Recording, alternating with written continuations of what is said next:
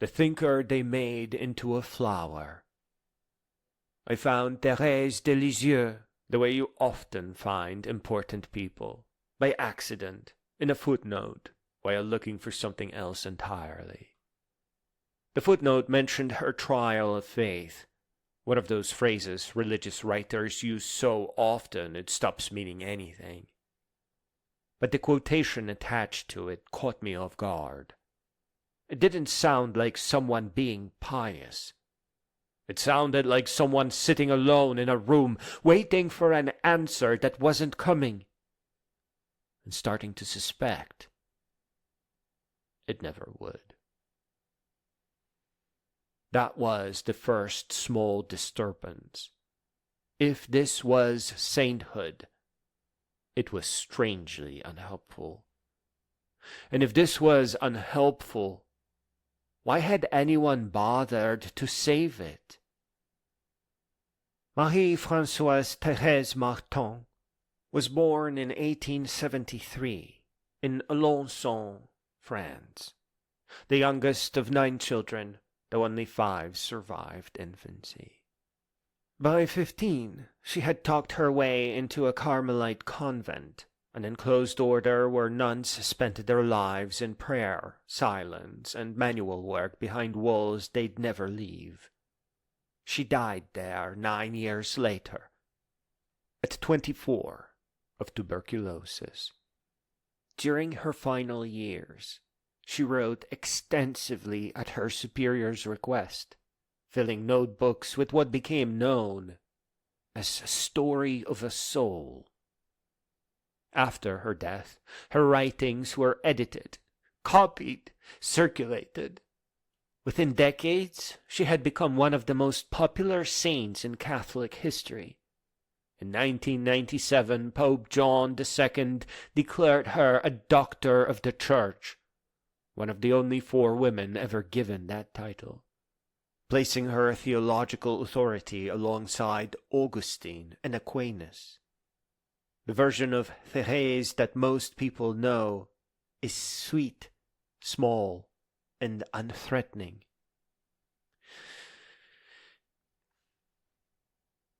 She's called the Little Flower. Prayer cards show her holding roses. She is the patron saint of florists, of missionaries, of people who've lost their parents.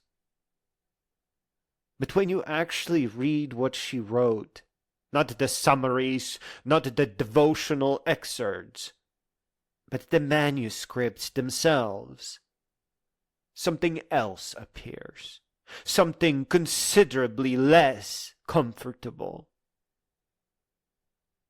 The first thing you notice once you start reading her own words rather than descriptions of them is how much she talks about darkness. Not metaphorical dimness, not gentle dryness that spiritual writers describe as a passing weather pattern of the soul. She describes something thicker, a cognitive fog that interferes with her ability to believe what she once believed without effort. Heaven, she writes, has become a mere word. Think about that sentence for a moment. A cloistered nun whose entire life is organized around the next world admits that the next world has stopped being real to her. Not emotionally distant, conceptually empty.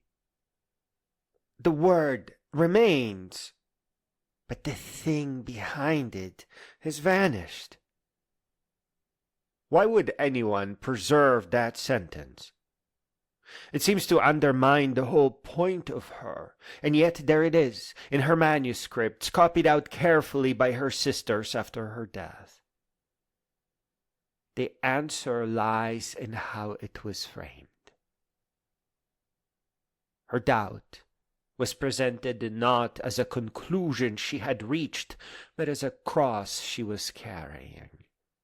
Suffering she endured for the sake of unbelievers so that they might be saved. A thinker's observation was quietly converted into a saint's sacrifice. This is where it gets interesting. In manuscript B, written to her sister Marie, Thérèse says something remarkable.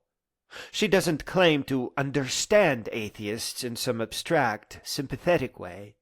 She says she hears them speak within her own mind. Their arguments that death is simply the end, that the darkness is all there is, have become her argument. She admits the evidence seems to point their way. This is not catechism. This is a young woman, coughing blood in a convent cell, conducting an honest epistemological investigation. She's asking, what can I actually know? What does the evidence actually support? She never published these words herself, of course. She was writing for her superiors, and she died before she could see what would be done with them. What was done, mostly, was smoothing. When her writings, that a normal moral person would consider sacred, appeared in hagiography, the original life stories of saints, these passages were reframed as illustrations of heroic endurance. The question they originally posed, what if belief isn't actually supported by experience, was politely set aside. The answer was assumed. The struggle was kept. The doubt was decorative. This kind of move has a long history. Medieval authorities faced similar problems when mystics reported visions that didn't quite fit the official story. The solution, usually, was not to argue with them, but to reinterpret them, to take whatever the mystic said and translate it into something doctrinally manageable. Some mystics refused the translation. Marguerite Perret, a French writer of dazzling theological originality, was burned at the stake in Paris in 1310 because she wouldn't agree that her book meant what the Inquisition said it meant. She had written about the soul becoming so unified with God that ordinary religious rules no longer applied. The Church decided this was dangerous. Marguerite declined to revise her position. She was calling us holy. Thérèse got the gentler version of institutional correction. Instead of execution, she received canonization. Instead of suppression, she was simplified. The woman who admitted she couldn't make heaven seem real was turned into a greeting card. That version of Thérèse emphasizes her smallness, the little flower. The phrase appears on holy cards and children's books in the names of parishes across the world. She did use that language herself, but not in the way it's usually deployed. For Thérèse, littleness was a strategy. If you can't know whether your actions matter to eternity, you might as well make them matter right now, in ways you can actually verify. Small acts weren't substitutes for grand ones. They were testable. You could do them. You could see them done. You didn't have to wait for a metaphysical report card. There is a considerable difference between a woman choosing small acts because she's humble and a woman choosing small acts because she's rigorous.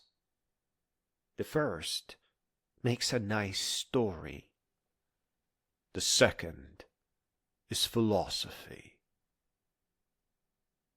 Consider the passages most often left out of popular editions.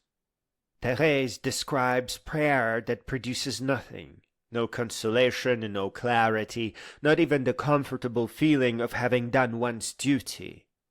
Just silence, and the awareness of silence, and the choice to continue.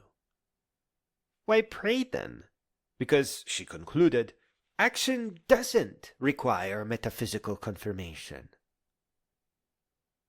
The Church later presented this as obedience purified of self-interest. But read plainly, it is a rejection of the entire transactional model of religion. If God exists, he doesn't operate like a vending machine. Insert prayer, receive grace, check the slot for your reward. And if he doesn't exist, well, the action still happened. It still meant what you meant by it. The human significance remains, whatever the cosmic situation turns out to be later. This is what Thérèse arrived at, on her own, in a provincial convent in the 1890s, while dying of disease that would dissolve her lungs before her 25th birthday. As a side note, today's thinkers also bring this question up. They say that if you are only acting morally for God, then you are not a moral creature. You are in fact a fraud who's pretending to be moral. I've heard that argument countless times from great beings. She didn't have access to the existentialists who would make similar arguments a generation later. She never heard of Camus. She was working it out alone, with the materials available, her experience, her honesty, and the willingness to notice when consoling ideas had stopped being there. Here is where her womanhood becomes impossible to ignore. Enclosed religious women in 19th century France were expected to be receptive, to receive grace, to receive instruction, to receive meaning from elsewhere and hold it gratefully. The architecture of the convent, the structure of the vows, the theology of the era, all of it assumed that holiness meant opening yourself to something delivered from above. Thérèse did something different. She documented interiority without guarantee. She didn't wait to be filled. She examined what was already there. When she wrote that the kingdom of God was not experienced as something arriving from the outside, but as a responsibility she discovered within, she wasn't making a mystical claim. She was describing a psychological fact one could verify, one that didn't depend on anyone else's authority to be there. This matters because authority, once relocated inward, becomes very difficult to govern. It becomes the seed of greatness. The men who oversaw her canonization were not fools. They sensed the danger precisely. A saint who obeys because she knows, because heaven is vivid and doctrine is obvious and the whole system makes immediate sense, is manageable. Her obedience confirms the system. But a saint who obeys without knowing, who continues because she chooses to continue, with full awareness that she cannot verify whether any of it is true, that introduces a disturbing precedent. It suggests that the act of choosing might matter more than the thing being chosen. It suggests that freedom, real freedom, the kind that operates without guarantees, might be the actual point. Why did she persist? because she chose to. Choice without certainty is not submission. It's autonomy operating under constraint. Once you see that distinction, you can't unsee it. There is a numerical detail worth pausing on. Thérèse spent roughly the last 18 months of her life in a state of cognitive darkness. A year and a half, long enough for illusions to collapse, but not long enough for new certainties to form. She died in the middle of her question. This temporal fact explains a great deal. A thinker who finishes her argument is harder to repurpose. You have to contend with what she actually concluded. But a thinker cut off mid-inquiry, before the final sentences are written, she can be compelled by others. Her interpreters can finish her thoughts in whatever direction they prefer. The Church did not falsify Thérèse's words. What it did instead was finish her sentences for her. And yet, the unfinished quality is still detectable, if you read carefully. It's like seeing a draft beneath a final painting, faint lines that didn't quite get covered. Near the end of her life, Thérèse wrote, "I choose all." She didn't specify what all contained. Heaven was no longer vivid to her. Reward was no longer motivating. What remained was simply the decision to act, to continue, to will, to love without leverage. This is not the language of symbols. Symbols are static. They sit still and mean what we tell them to mean. This is the language of someone negotiating freedom under existential pressure. It is philosophy conducted in a dying body, without footnotes, without credentials, without anyone's permission. Reading her this way produces an uncomfortable recognition. Her doubts do not belong safely in the 19th century. They sound too familiar. The darkness she describes is not exotic. It's the same darkness that flickers at the edge of ordinary modern consciousness. The suspicion that meaning isn't built into the universe, that the silence might be all there is, that we are constructing our lives on uncertainty and calling it faith only to feel less alone. Institutions survive by insisting that such experiences are exceptional.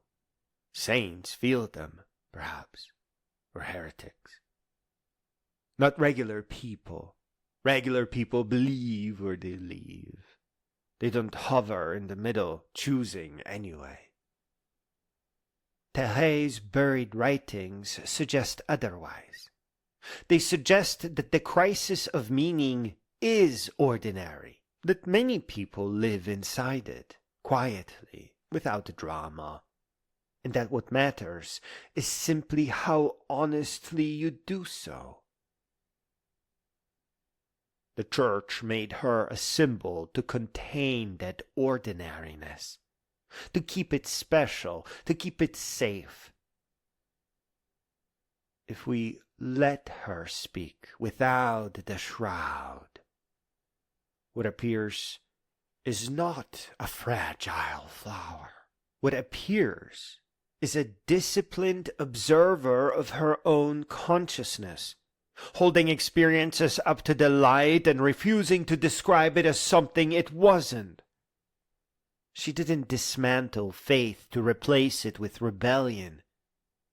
She dismantled fantasy, the pretty versions, the convenient feelings, the certainties that had stopped being certain, to see what actually remained. What remained was action, chosen freely, without metaphysical leverage, without reward.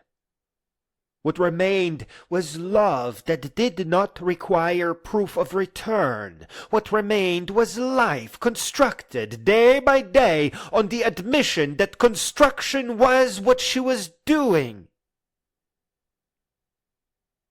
Perhaps this is why she still unsettles. A woman who discovers that meaning is not delivered, but made, and who proceeds to make it, cannot be safely venerated without dilution. She has to be shrunk, sweetened, made into a little flower. Otherwise, she asks too much of us. She asks us to notice where our choices actually come from. Not from certainty, not from authority, not from metaphysical guarantees. Our choices come from us. Their recognition lingers long after the prayer cards are put away. It lingers because it doesn't belong to history. It belongs to anyone honest enough to notice.